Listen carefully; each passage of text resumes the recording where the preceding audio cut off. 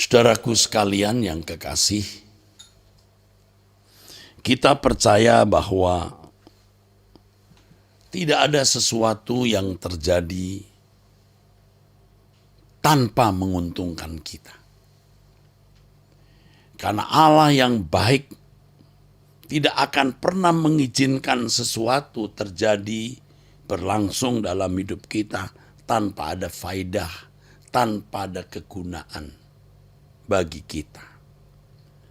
Begitu sempurnanya Allah Bapa kita, begitu cerdasnya dan baiknya, sehingga segala sesuatu yang terjadi di dalam hidup kita, segala sesuatu yang berlangsung dalam hidup kita, pasti mendatangkan faidah, pasti mendatangkan kegunaan, pasti mendatangkan berkat, saudaraku. Nah, masalahnya saudaraku sekalian, sering kita tidak percaya dan menganggap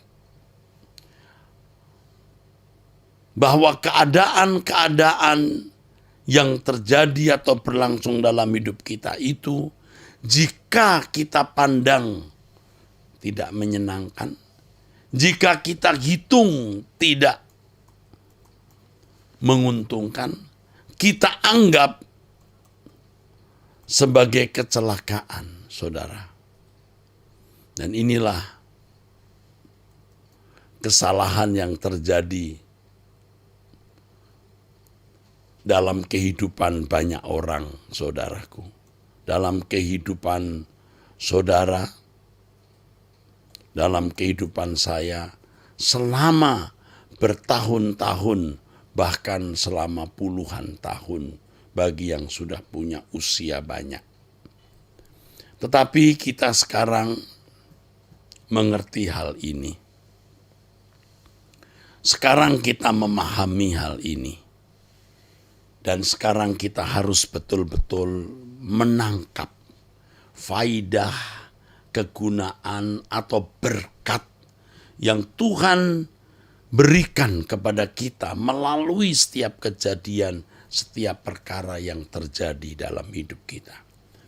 Pertanyaannya, bagaimana kita bisa mengerti dan menangkap setiap kegunaan, faidah atau berkat di dalam atau di balik segala pergumulan dan persoalan kita?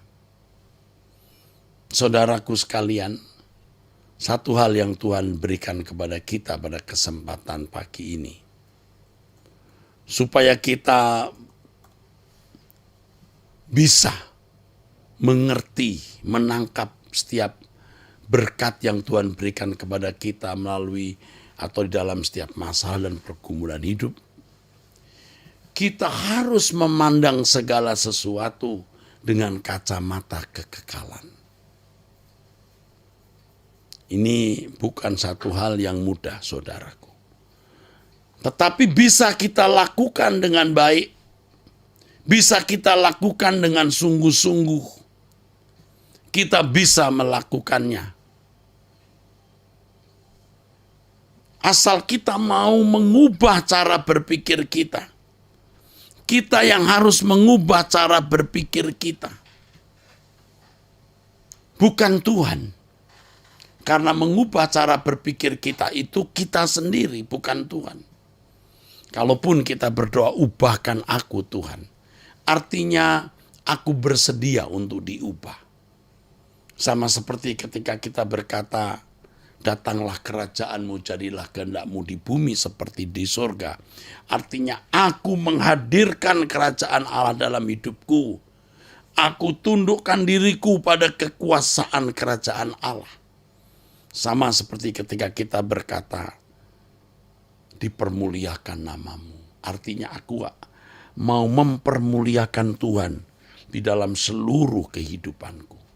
Seperti kita berkata, berikanlah kami makanan kami pada hari ini secukupnya. Artinya kita harus bekerja mencari nafkah. Bukan mengangkat tangan saja lalu berkat jasmani turun dari langit. Demikian pula ketika kita berkata, ubahkan aku Tuhan. Artinya aku berusaha untuk memberi diriku diubah melalui kebenaran firman Tuhan, melalui pergumulan doa di mana kita menghadap Tuhan seperti saat ini. Cara berpikir kita diubah sehingga kita memandang segala sesuatu dengan kacamata kekekalan. Seperti yang dikatakan Paulus, kami tidak memperhatikan apa yang kelihatan, tetapi yang tidak kelihatan, karena yang kelihatan adalah sementara, sedangkan yang tak kelihatan adalah kekal. 2 Korintus 4 ayat 18.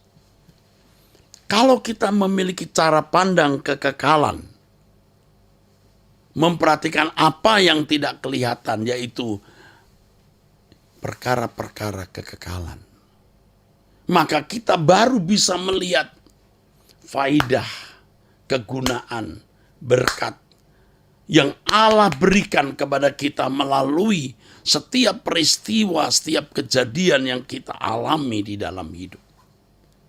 Jadi tidak ada sesuatu yang terjadi, tidak ada sesuatu yang berlangsung dalam hidup kita yang tidak ada kegunaannya, yang tidak ada kegunaannya, yang tidak ada faedahnya.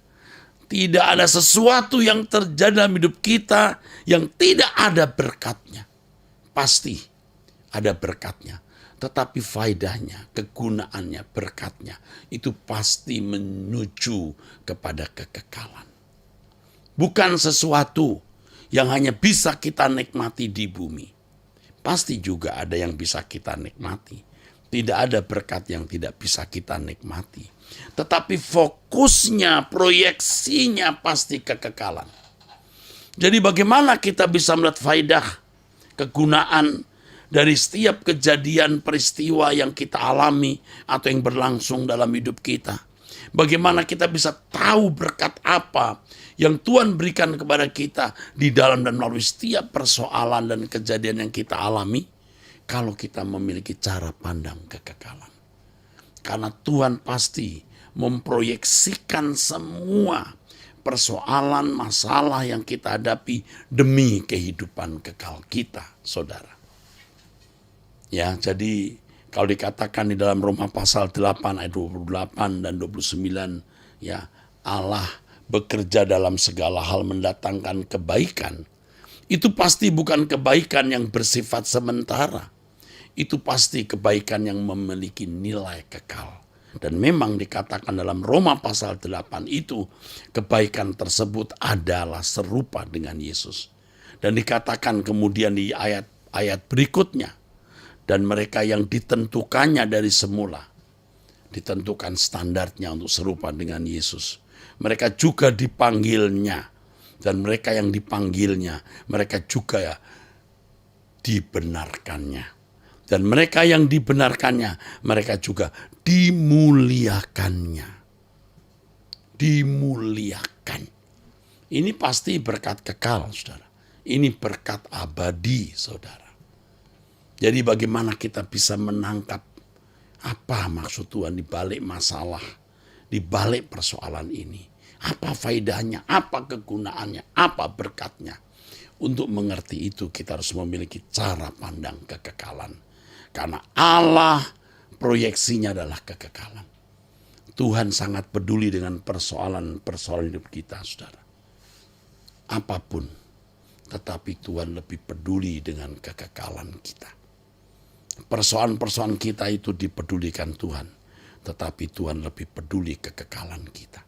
Dan benarnya, tepatnya, Allah ingin kita benar-benar juga fokus dan memiliki proyeksi terhadap kekekalan tersebut. Kiranya Tuhan memberkati saudara. Mari kita berdoa. Terima kasih untuk pesan firman-Mu ini, luar biasa Bapa. Terima kasih untuk nasihat-Mu, luar biasa kebenaran ini.